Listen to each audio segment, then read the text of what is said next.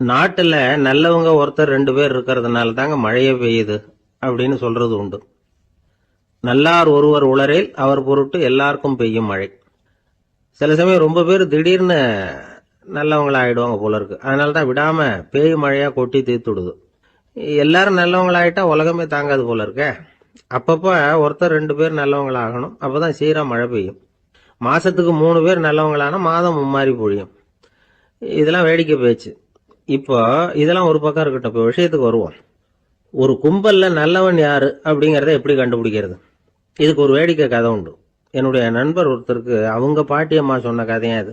அது என்ன கதைன்னா, ஒரு ஊர்ல ஒரு சமயம் பலமான மழை பெய்ய ஆரம்பிச்சுட்டு தான். இடி மின்னல் ரொம்ப கடுமையா இருந்திருக்குது. ஆரம்பிச்ச மழை வர வர கடுமையா ஆகிட்டு இருக்குதே தவிர நிக்கிற பாடா தெரியல. ஊர் ஜனங்கள்லாம் பார்த்தாங்க. இதுக்கு மேலேயும் வீட்டுக்குள்ள இருந்தா ஆபத்துங்கிறத புரிஞ்சுக்கிட்டாங்க. ஏன்னா வீடெல்லாம் இடிஞ்சி விழுந்துருமோங்கிற பயம். உடனே எல்லாரும் புறப்பட்டு ஊருக்கு பொதுவா இருந்த ஒரு மண்டபத்துல போய் தங்கிக்கிட்டாங்க. மின்னல் கடுமையா இருந்தது. இடி எந்த நேரத்திலையும் விழலாம்ங்கிற நிலைமை. எப்போ விழலாம்னு பார்த்துக்கிட்டு இருக்குது. அந்த மண்டபத்துல இருந்த ஜனங்கள் மனசுக்குள்ள ஒரு பயம்.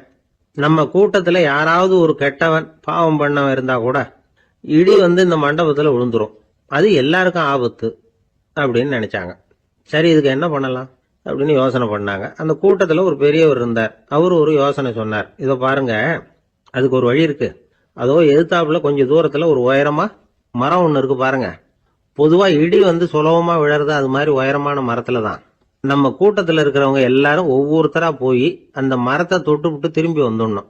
நம்மள பாவம் பண்ணவன் யாரோ அவன் அந்த மரத்தை தொடுற சமயத்துல இடி விழுந்துரும். அவன் மட்டும் போயிடுவான்.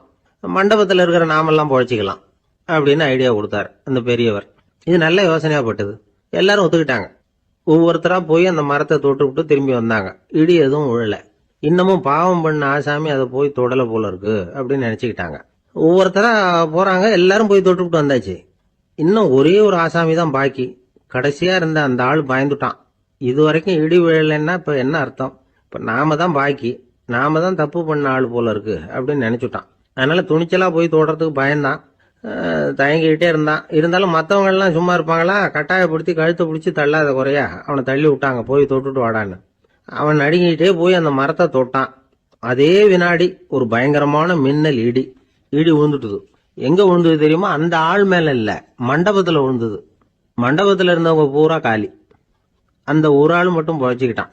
இந்த ஒரு ஆளை காப்பாத்துறதுக்காக தான் இடி மண்டபத்துல விழாம இருந்திருக்குது. இதுதான் கதை. அதனால நல்லவங்க எப்படியும் தப்பிச்சுக்குவாங்க அப்படிங்கிறது ஒரு நீதி. ஒருத்தன் அப்படிதான்